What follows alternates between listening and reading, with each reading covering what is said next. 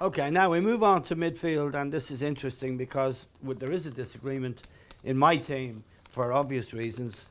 John Giles's features because he was such a great player, maybe our greatest ever player, but he doesn't put himself in his team, which I think is stupid and taking modesty to an absurd degree. A modesty, I must say, that he doesn't really feel, but he's left himself out of his own team, and I think we have to stop that nonsense straight away, John. Okay, so you're in. Right. The good news. I'm open to persuasion. The good news is you're in. I'm in. Okay. Yeah. And I think there's no question that John was one of the greatest midfield players ever to play the game. And of all the modern players, well, in terms of influencing a game, if not necessarily style, I would say Xavi would have been kind of influence all around the pitch, you know, and picking teams up when they're struggling.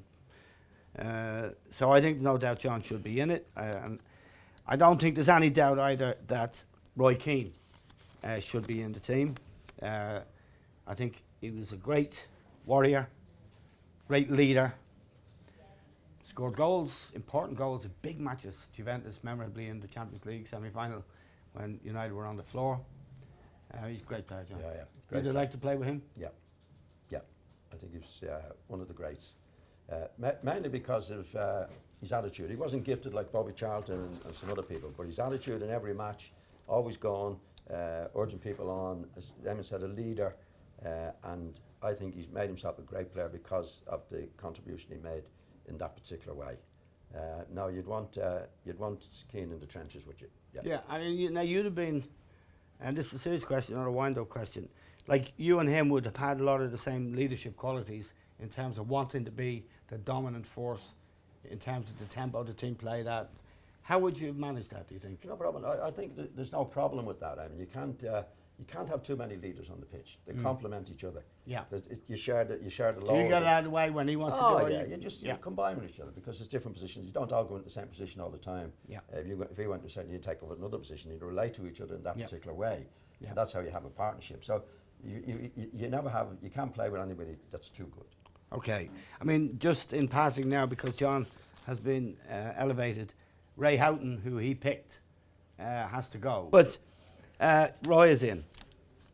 And Roy was in Lily's one night singing, unbelievably, he sings a great rendition of a Bob Dylan song, which is a cappella. It's just extraordinary. It's an angry song.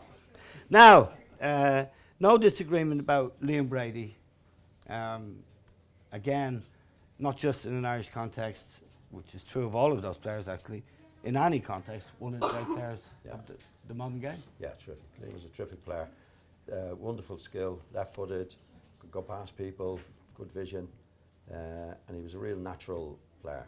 I played with Liam, and he was a joy to play alongside. Yeah, he was terrific. Okay, now we stick Liam there, and another player who I think we both feel was one of the all-time greats, Ronnie Whelan.